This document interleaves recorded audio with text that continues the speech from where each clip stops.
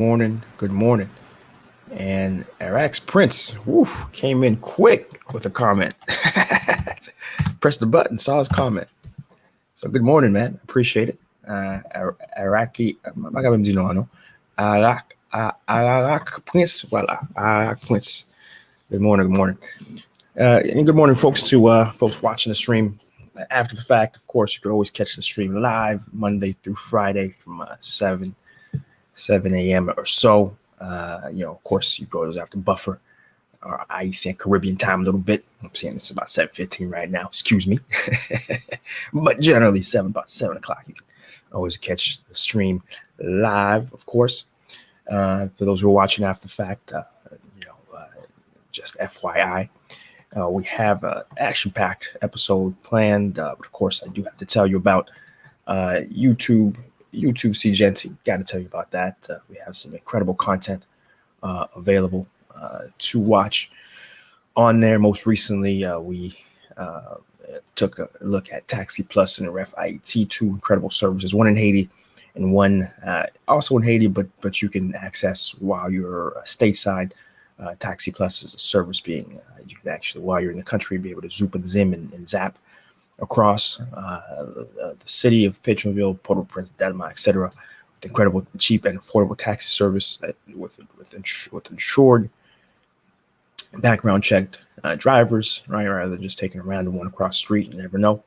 And also Ref IT is you can get some really cool accessories from Haitian artisans and get it delivered to your doorstep. So if you haven't watched that video yet, do take some time. The founders are really cool people, a lot to learn from. And mainly because, again, if they can start an entrepreneurial venture in Haiti at this time, what's your excuse, right? What is your excuse, right? I've done c'est blanc qui a, c'est blanc qui, oh, blanc fait tout bad à payer. What are you doing, right? Especially since we know we have entrepreneurs who are us out there doing what they need to be doing and providing jobs and employment, right? The NPR radio program is earlier this week we had a real cool opportunity to tell my story through to NPR. And if you haven't heard that video just yet, that is also on Seejeanty. So do take a look and listen. For those maybe who are a little new, who haven't had a chance to know who I am, what I'm trying to do, this is a great opportunity for you to kind of get the quick cliff notes of what we usually talk about every morning. HaitiBizNews.com is the source for everything we talk about today. So HaitiBizNews.com. Do take a look and keep yourself informed. Even on our days off, for example, tomorrow, Sunday, you can remain in the know. You can remain in the know by taking a look at the site. Right, bookhaiti.com. Of course, got to mention it. Got to keep it in the forefront, even though right now isn't the best time to visit. Right, admittedly, when things do calm back down, bookhaiti.com is a place you'll be able to, grab really cool excursions, connect with fantastically trained travel agents trained by me, and be able to execute some really cool adventures in the country. So get bookhaiti.com once we're back to normal. And of course, we have the Bunge GoFundMe. Last I checked, they were crossing the threshold of 25,000. I want to go ahead and put their contact info right here for you guys. It's really important we help Bunge get back on his feet. Whatever you can provide, maybe $5, $10, $20. We need to do what we can to be a part of the change and the action that's going to get it back, because Bunge is absolutely crucial for the community ecosystem for entrepreneurs, and we want to do our part to see what we can to get it back, right? And we got some comments.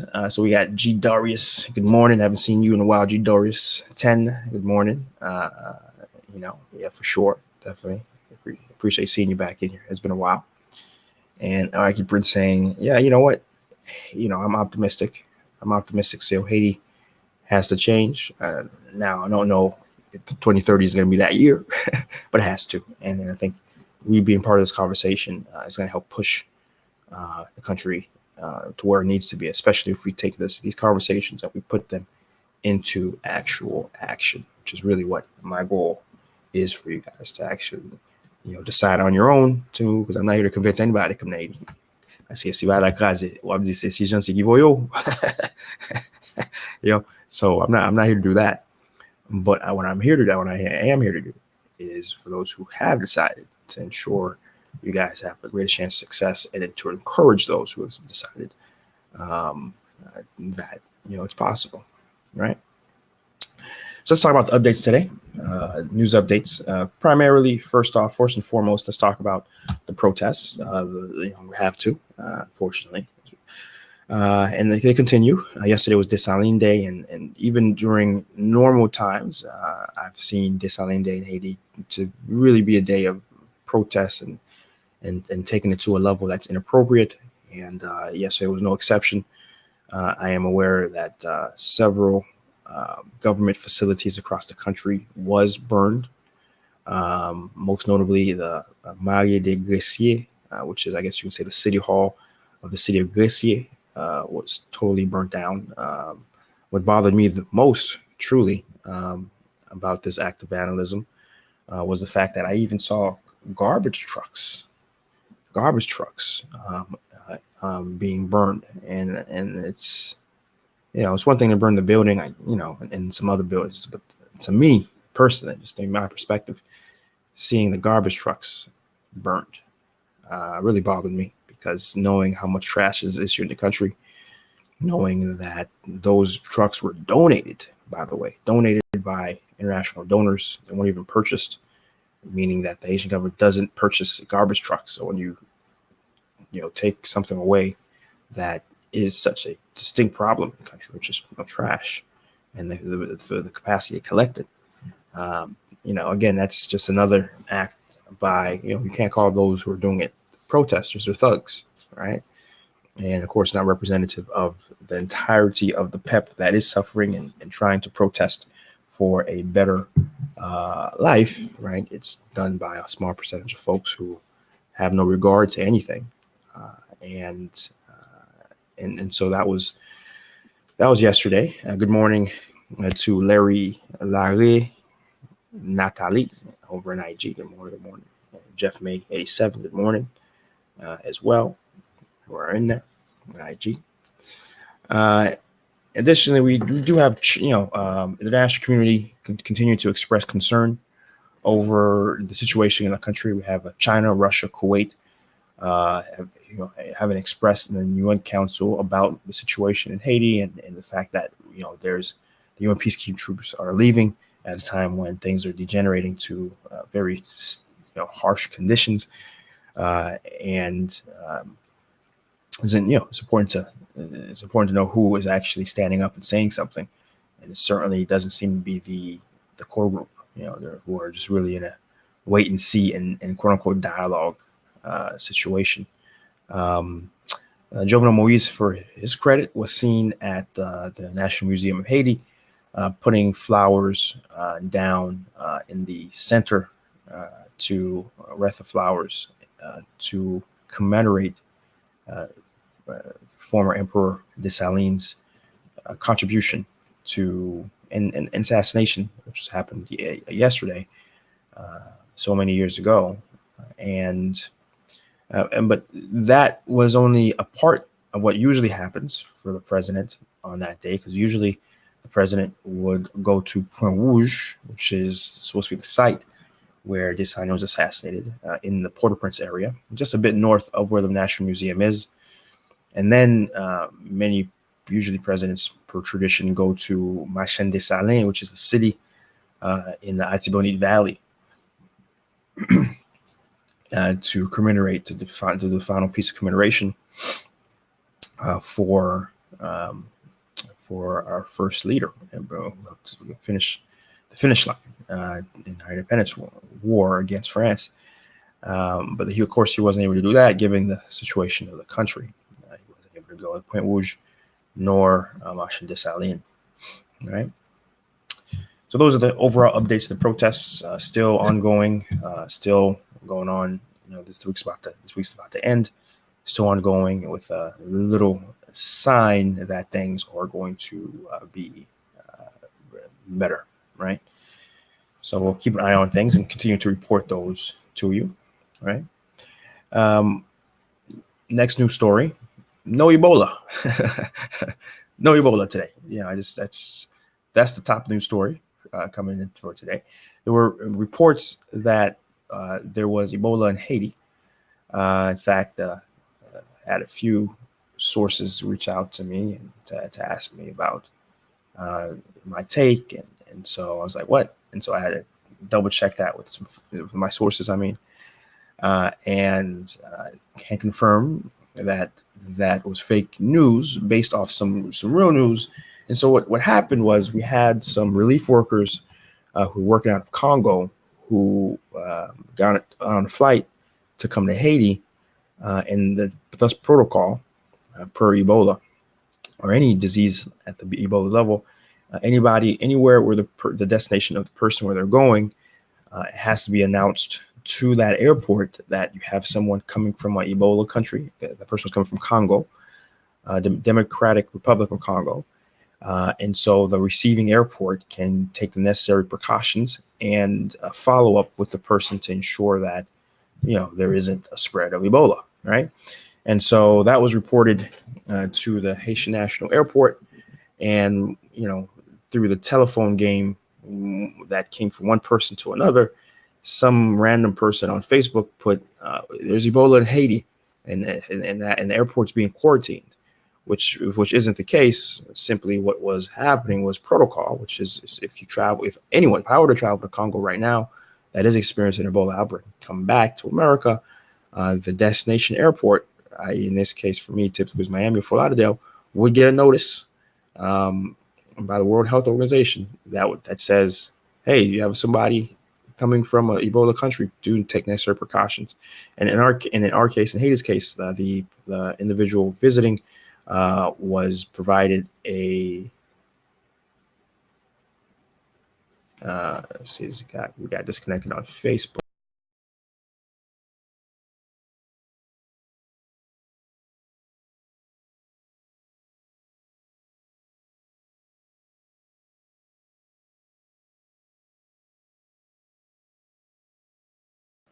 All right, we're back. Sorry about that, guys. We were disconnected on Facebook. Had to reconnect there. So again, anyone who saw a little blank there, my apologies. Where was I? So the individual received a thermostat and will be getting regular visits from nurses throughout the day, incubation period, which lasts about 21 days. Right, and so everything's under control. There is no Ebola, and that was generally fake news. Right. So good to know. We can move on from there. Because I'm telling you, the last thing Haiti would need is that, given the health situation in the country, the last thing you would need in the country. We've already got cholera from the international community. Certainly Ebola would be certainly a cause of concern if that really was found, right? So next news story we have is BRH is announcing a fund to help push forward research. And this comes about from the chief economist at the National Bank of Rwanda, who was in Haiti. Thomas Kigabo visited earlier in October and performed a symposium on the best practices for monetary officials. It was really a meeting for this very highly regarded and respected individual in Rwanda to sort of, counsel and provide best practices to the Haitian central bank counterpart. And one of the things that came out of this was to initiate a fund to help drive research, particularly for the central bank to try to have more information and more tools, more statistics to be able to perform their job and function. And basically the president of the central bank, Mr. Dubois, confirmed that they are going to move forward with it the moment that the crisis has abated and they can get back to a degree of normalcy. I, for one, I am in agreement that such activity is crucial and important.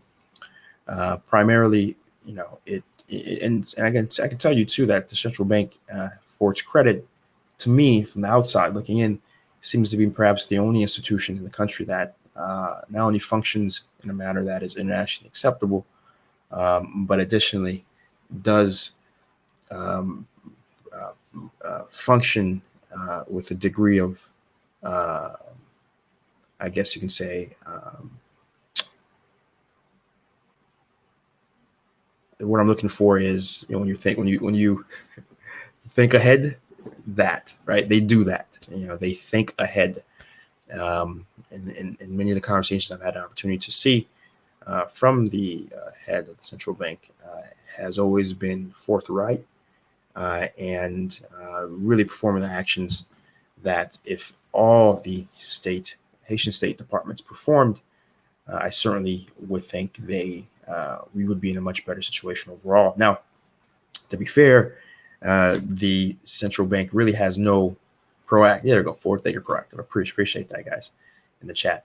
And to be fair, the central bank really has no choice but to be good, because if they weren't, the overall financial system would be totally blocked off. In fact, under Obama, there was a period where we almost lost the capacity to be a part of the international financial system, i.e., even Western Union and other money carrying acts, I think bank wires, et cetera, would have been prohibited if we did not pass a certain set of anti-money laundering laws.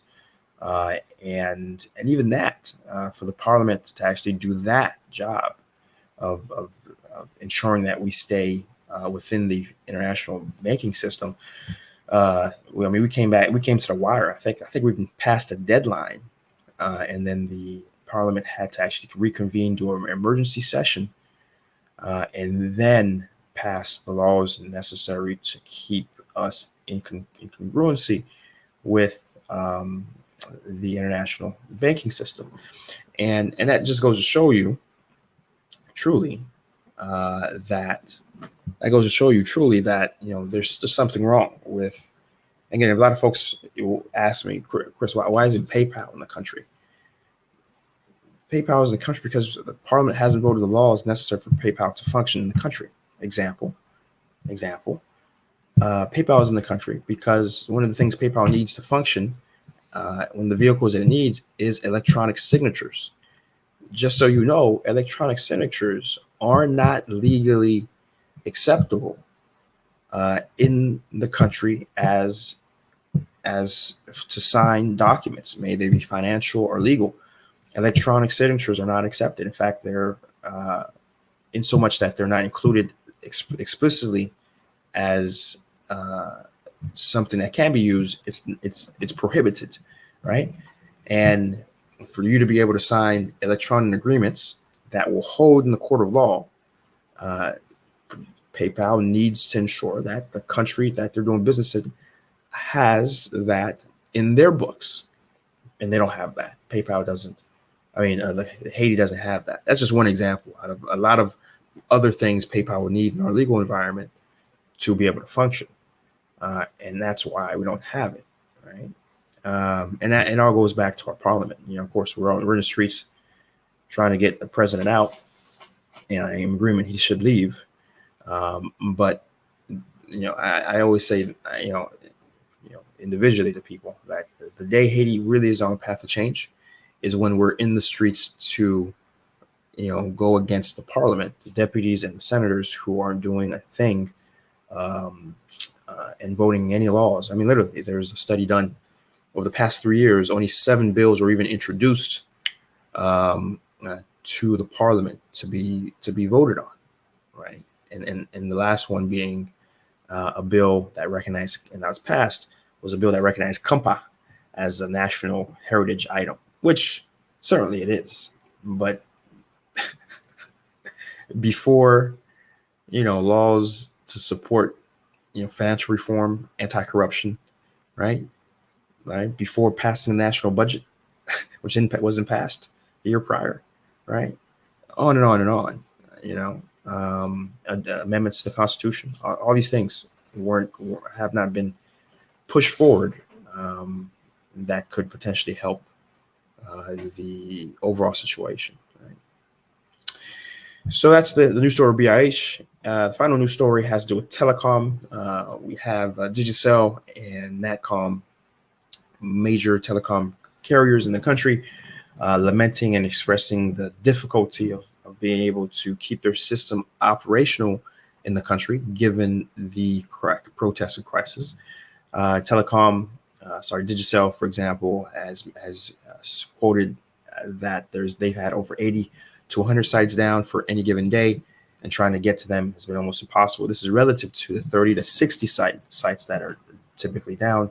They're mentioning that one of the things that is affecting the sites being down is the fact that the cables are being cut. May they be intentional or not, though we suspect it is intentional. We have cables being cut in between the towers. The way the towers function, they send information to each other through underground cables. Natcom is in the same boat. Natcom is also reporting at least one cable down a day, and again, difficulty really isn't necessarily the cable being cut, but the fact that it's just about impossible to get to fix these items on time, and having the telecom infrastructure at risk at a time. I can tell you just between you and the folks watching right now, the only thing that keeps me up at night, given the type of business I have, which is an outsourced business, which we work with clients, accept calls, do back office operations, do some freelance sort of work. For example, web development for some of my web development team. We do some videography work as well for my media team that handles a lot of the Seejeanty stuff. It's necessary for us to have the communications set up functioning. And I talk about one of my videos that I have multiple redundant systems because even at the best of times, we have internet issues in the country. Even at the best of times, we have Access Haiti's fiber, it may be down. So we have to switch to Natcom fiber, right? And both might be down. And then we have to switch to the 4G LTE first for a certain amount of time, right? To be able to function and do what we have to do. And that's at the best of times, right? What keeps me up at night, folks ask me, Chris, what keeps you up at night doing business in the country? Given my business, that is, and I remember when I first got in the country, there was about a week where for some reason, I wasn't paying attention because I wasn't at the time, that wasn't my business. I wasn't in that domain. I was a more purely domestic facing staffing firm. There was almost a week where there was no internet in the country. And that's all I really remember. I don't remember the details to what was going on. But I remember distinctly there was a week had to be 2017, where the big news story was there was no internet in the country, right? So something like that, where literally all the systems are down, all the fiber, all the 4G, and there's no internet. And that's very much a possibility and a reality in a country like Haiti, that there could go a week without any internet. That would be devastating to go a week. And the way my relationships are written is that it's very unforgiving. Just like as you can imagine, if you're a company in America, ça va garder si you get problem on l'autre côté, right? You will lose a contract because you, as a country in America that is actually able to function, you have responsibilities for your clients, right? And what you're trying to do. And so you certainly write in your contract, especially if you know you're doing a relationship with a company in Haiti, that hey, if you can't figure out how to get around the embedded and ongoing and never-ending issues in Haiti, if you don't know how to get around it, we're gonna move on, and which also forces me to put multiple redundancies in to ensure that doesn't happen, right? Even if it wasn't contractually obligated that I did, I would, right? Because money is good. Being able to receive money is good. That's a little business secret. You have to go to business school for that, right? Um, and certainly telecom and Digicel's issues, I'm keeping a very close eye on, and even during the gas crisis, there was issues related to because a lot of these cell towers function by diesel. They have little diesel generators, and during the gas crisis, Digicel had expressed that they were maybe a few days away from being totally out of gas, and towers would have started to shut down, i.e., there would have been a legit telephone. In fact, some started to. I know Quad Bouquet, for example, had an employee out there and trying to reach out. I was trying to reach them. There was no functioning tower for Quad Bouquet for about a day during the gas crisis, specifically because certain towers that were key to the network there couldn't receive Delco, couldn't receive diesel to run their generators, and were shut down. Right. So again, there's always a real possibility that, despite your best efforts to be redundant, the internet system may go down. All right. So that's the news when it comes to telecom. Let's take a look, see what we got going on here in the chat. Let's see. Of course, Sarah Menard there. Good morning. Good to see you in there. Yes, the government does need to get its priorities together. Problem is totally useless, not doing their job. That is the fact and reality. Nico and Gina saying, listen, brother, if you could write up all the things we need to speed up the business aspects and accessibility, who knows, maybe we can get it to the right people, preferably change in the government. And so, this is a great comment because I'm actually working on a book. All right. Chipping away as much as my schedule and all the things I juggle allows me to do. Name of the book, 100 Ways to Make Money in Haiti. Look at the business ideas, inspiring success stories, and interesting business opportunities for forward-thinking entrepreneurs, right? And a big part of that book, in addition to the 101 ideas, we're talking about some real aspects of doing business in the country, right? In addition to topics of security, how to start on a shoestring budget, right? How to actually get your idea from startup to startup in a couple steps, right? And additionally to some general macroeconomic things that Haiti should have, and if I was in Parliament, I would push to make it a better environment for the entrepreneurs trying to come in and do things. And for sure, one of the things would be the laws around and the time and the cost it takes to start a company. But certainly that's going to also be talked about as well, which is the general cost and methods of starting a business in the country. All these things will be talked about in the book, so look out for it. I am sleeplessly trying to get that draft out by at least December, but hold me to it. Just keep reminding me, folks. Make me feel bad about being laconic on that. And of course, we have Nicole and Gina saying, heard the Constitution is fueling corruption, favors Parliament too much power. I remember 1915, America gave us Constitution. Why do we keep using it? So that's not true. So the Constitution in use right now was founded in 1987 after the fall of Duvalier. It was founded by national stakeholders here in Haiti, actually drafted by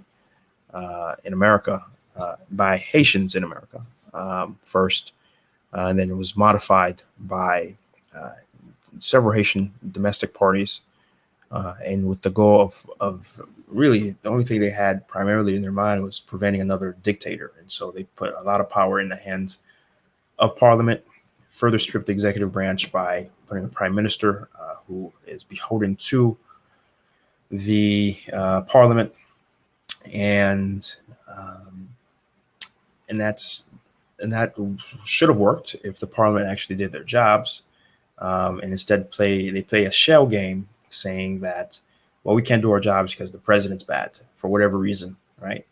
Despite the fact that the parliament has incredible power to change the country. The parliament, we're a parliament democracy.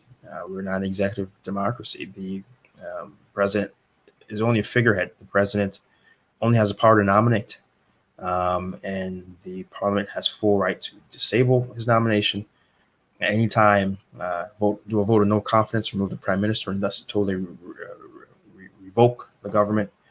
Uh, but most importantly, again, all the parliament has to do to change the country is to pass laws, and there's very little. The executive branch could very easily. Uh, so the executive branch, the president, then is responsible to publish the laws that are passed, right? And it's a very simple thing. If the president doesn't pass the law that you want, then it's as simple as revoking his government and having him start from square one. But instead, the parliament uses the setup to say they know that the president himself cannot do anything really in terms of changing the ecosystem as is, and they use the current setup to enrich themselves. I'm sure you guys were paying attention that a few weeks ago there was a scandal that senators were saying that the um, representatives from Jovenel trying to get the prime minister ratified was literally going around giving senators $100,000 cash so they can vote appropriately, right? And that's sort of what the parliament has become. It become a source for, instead of doing their jobs, instead of voting laws that could improve the country, is simply a place where they blame the president. Meanwhile, make tactical appointments to enrich themselves and take behind the back deals to become rich. Again, this isn't conjecture. This isn't me being a typical Haitian barbershop guy talking, theory and what we need to do, right? This is a guy who lives in the country, who is telling you this is what's been reported as fact, right? We had senators go on radio and said, yes, I was offered $100,000 to vote. Several have said this. Yes, and the best part too, they've gone on radio and say, and yeah, I've taken the money. Duh. I mean, who doesn't take $100,000? Let me read the comments. I can't anymore.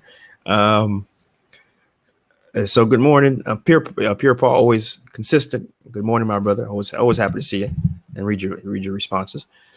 Pierre Paul saying, good morning. One of the things that should be a priority for a better senator and deputy parliament would be to strip them of immunity. I certainly agree. Or make it easier to have their immunity removed, certainly. Especially if they're able to go on the radio and say, yeah, I received $100,000 bribe. I mean, come on. And I took it. I mean, who wouldn't take it? Right. That certainly, to me, should be grounds for removal of immunity when you're so openly corrupt. Right. And following up, it also seems that the only time the president would have any actual power is a rule by decree. Absolutely right. And that's why I've expressed that, if Jovenel is indeed able to weather this crisis and the folks are able to get back in the streets, get out of the streets, and he's able to finish his term, we then will see really if Jovenel has any inclination towards an improved Haitian society, because he will rule by decree, because starting January, there's no elected deputies. And there's only 10 senators, certainly not enough for decorum, right? And what is going on with Facebook? Facebook is also disconnected. Very weird. Let me try to click it again. If you guys see me go black, I'm reconnecting Facebook.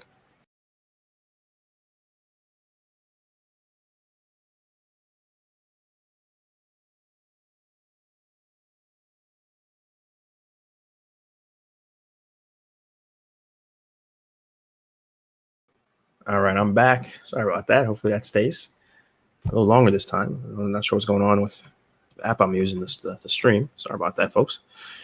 And but certainly we, if he does survive, we will see if President Moise it really does have any inclination for a better, improved Haitian state. We will see. Though a lot of people are fighting very hard to prevent January from coming. People who are, willing to burn the country down to the last atom to prevent that from happening. And so, and the sad thing is, the Haitian populace as a whole is held hostage for this during this, right? So I think that's where we're going to end it today. I do want to appreciate everyone who came on the stream, everyone who commented. I do want to thank you guys for coming in and providing your perspectives and adding to the conversation. This is what ultimately this is. It's a conversation we're having. This is why I could potentially have shifted this to how I used to do it, which was a 15-ish, 15-minute little pre-cut video. But I decided, let's keep this the way it is right here, because I very much enjoy having the back and forth and having the engagement with my audience, with the folks I'm working hard to grow and build content for. So we're going to keep doing it like this. And those who do want to catch the stream live and participate themselves, again, we're here Monday through Friday, 7 a.m. Eastern, right? Remember. And as always, I do want to remind you guys, anything we talked about today can be at HaitiBizNews.com, HaitiBizNews.com, right? And of course, www.YouTube, Seejeanty, head over to that YouTube, subscribe, right? And of course, I forgot to mention to share the stream, but certainly share this conversation. I'm sure a lot of the things we talked about today is going to be informative to someone in your audience, someone in your circle. So please go ahead, share this. Let's keep because one of the key things of improving Haiti is just making sure that we ourselves are informed of what's going on and why it's going on, right? Which is why we're here and we engage. So make sure to share the stream. Let's increase the education of awareness of our community wherever they are, right? And I think that's where we're going to end it, right? And a quick reminder again, Bunge GoFundMe, right? Bunge GoFundMe, right? Make sure you check that out. We do need to get Bunge back. Whatever you can provide, $5-10. You already provided. Hey, provide again. I think pay period has can't come and gone, right? I think you see some of you guys on your third or fourth pay period. You guys give another $5-10, right? You got to get Bunge back, right? Got to get Bunge, the ecosystem for entrepreneurs in Haiti, back, because it's crucial. It's absolutely important. All right. All right, guys, that's where we're going to end it. As always, do subscribe if it's your first time here. Hit that subscribe button. Make sure to hit that notification too, so when we're live, you get that on your phone. You can catch it. Hit that like button, as I just mentioned. Make sure you share it. And until we're back at it again, we'll be back at it again. Peace.